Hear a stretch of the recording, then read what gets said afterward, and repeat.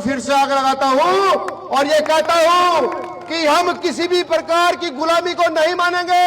हम ऐसी किसी चीज को नहीं मानेंगे जो हमें गुलामी की ओर लेकर जाती हो। आज सार्वजनिक तौर पर पुनः इस मनुस्मृति नाम की किताब को पुनः मैं आग लगाता हूं। बर्दाश्त नहीं करेंगे। वही आज महत्वपूर्ण दिन है। उसी महत्वपूर्ण दिन के उपलक्ष्य में एक कार्यक्रम रखा गया है। हालांकि महाराष्ट्र मध्य प्रदेश के अंदर आज भी कुछ ऐसे बकवास करने वाले लोग पैदा हो गए हैं जो उस पुस्तक का पालन करना आज भी चाहते हैं और लगातार बयान पे बयान दिए जा रहे हैं। इस देश के अंदर अगर व्यवस्था परिवर्तन की बात कोई करता है तो उसको इस देश में मूर्ख बताया जाता है, मूर्ख। और इस देश में आडंबर के धर्म की बात कोई करता है तो उसे इस देश में सम्मान भी दिया जाता है। सम्मानित साथियों, मैं अपनी बात शुरू करूं। बात शुरू करने से पहले बहुजन समाज में जन्मे सभी संतों, गुरुओं, महापुरुषों को नमन वंदन करता हूं। मैं उन सभी तमाम साथियों को नमन वंदन करता हूं जिन्होंने यहां अपने हक अधिकार बचाने के लिए SC/ST आंदोलन को अपने खून से सींचने का काम किया। मैं उन तमाम साथियों को नमन वंदन करता हूं जिन्होंने यहां आजादी की लड़ाई में अपने प्राणों की आहुति देकर के इस प्रदेश और देश को जीवंत रखने का काम किया। उन तमाम साथियों को नमन वंदन करता हूं। सम्मानित साथियों, अभी एक कार्यक्रम मध्य प्रदेश में हो रहा था। वहां मनु की कुछ औलादें ये कह रही थी कि चाहे तो पैसा देकर, गौर से सुनिएगा बहुजन समाज के लोगों, यहां बैठे वो लोग, यहां तक मेरी आवाज जा रही है, वो लोग जो यहां सवर्ण जातियों के हैं, पिछड़ी जातियों के हैं, तमाम जातियों के लोग हैं, वो अधिकारी कर्मचारी भी मेरी बात को गौर से सुनिएगा कि अभी एक क्षेत्र में कुछ लोगों ने मीटिंग की और कहा कि हमें अपना राज स्थापित करना है, चाहे पैसे देकर करना पड़े और चाहे खून बहाकर अपना राज स्थापित करना करें। यहां के कुछ मनवादी लोगों ने बात कही। मैं उनको कह दूं कि पैसे छोड़ो, खून छोड़ो, तुम्हारे बाप यहां जिंदा है। जब तक अम्बेडकरवादी व्यवस्था के लोग यहां हैं तो तुम्हारी औकात नहीं कि तुम यहां मनु के आधार पर राज स्थापित करके दिखा दो। बिल्कुल तुम्हारी औकात नहीं है।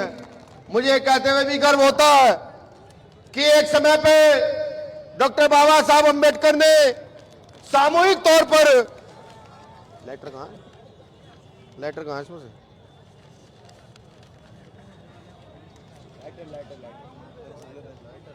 एक समय पे डॉक्टर बाबा साहब अम्बेडकर ने सामूहिक तौर पर इस देश के विधान को आग लगाई थी। वो विधान जो मनु ने बनाया था और उस विधान को आग लगा करके ये बताया था कि हम गुलाम नहीं है। आज मैं भीम आर्मी का अदना कार्यकर्ता उस विधान को फिर से आग लगाता हूं और ये कहता हूं कि हम किसी भी प्रकार की गुलामी को नहीं मानेंगे। हम ऐसी किसी चीज को नहीं मानेंगे जो हमें गुलामी की ओर लेकर जाती हो। आज सार्वजनिक तौर पर पुनः इस मनुस्मृति नाम की किताब को पुनः मैं आग लगाता हूं। सम्मानित साथियों, ये तो मेरा आक्रोश था जो आपने देखा। अब वो बात जो हकीकत में होनी चाहिए, वो बात जो बात भारत के प्रत्येक नागरिक को समझनी चाहिए, वो बात जो इस देश की महिलाओं को, पुरुषों को, दलितों को, पिछड़ों को समझनी चाहिए। मैं आपको याद कराऊंगा 26 जनवरी 1950 का दिन, जब डॉक्टर बाबा साहब अम्बेडकर आप सबके हाथ में कलम सौंप कर चले गए, आप सबके तन पर अच्छे कपड़े डालकर चले गए, आप सबके घरों में आजादी देकर चले गए, इन महिलाओं को इनका अधिकार देकर चले गए।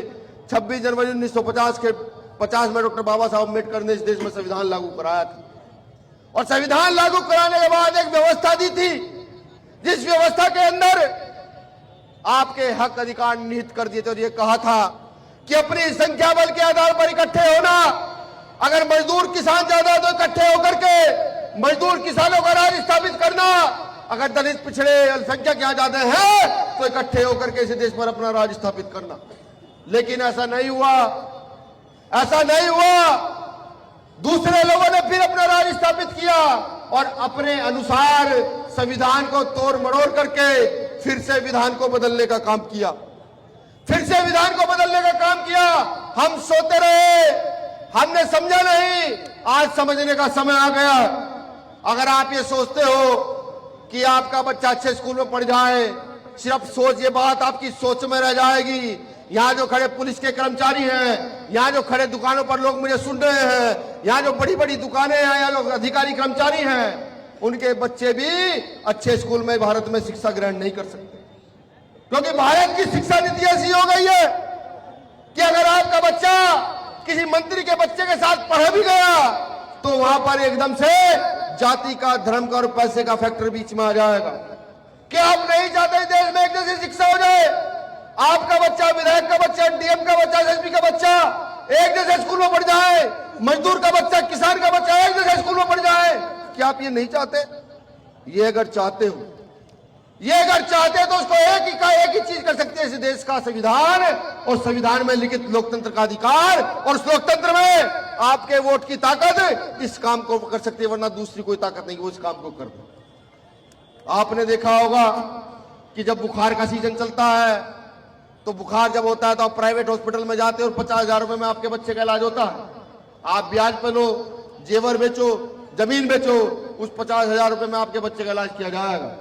लेकिन क्या आप नहीं चाहते कि एक जैसे हॉस्पिटल हो जाए कि अगर बुखार हो जाए तो एक खाट पर डीएम पड़ा हुआ इलाज करवा रहा हो, एक पलंग पर मजदूर इलाज करा रहा हो, एक पलंग पर किसान इलाज करा रहा हो? ये आप नहीं चाहते?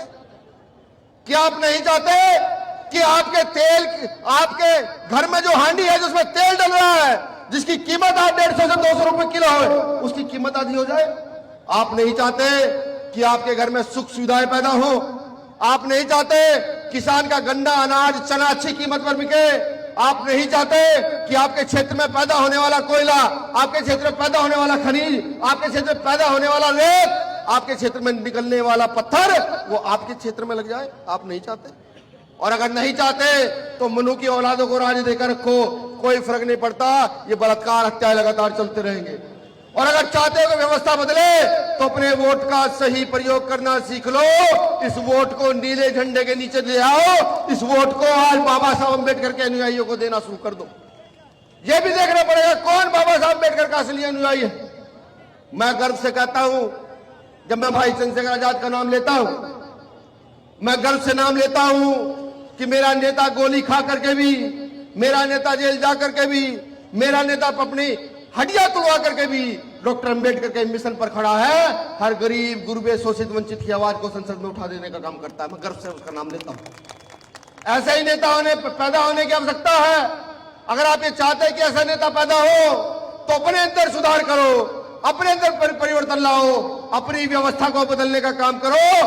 अपने घर में रखी हुई टूटी चारपाई को देखो, अपने कच्ची छत को देखो, उन कच्चे छप्पर को देखो जो आपके घरों पर डले हुए हैं। ये तो सोचो कि अगर इसको बदलना है, ये छप्पर पक्के मकान में परिवर्तित करना है, ये बच्चे जो पढ़ रहे हैं अच्छी शिक्षा देनी है, तो अपने वोट का सही प्रयोग करना सीख लो मेरे साथियों।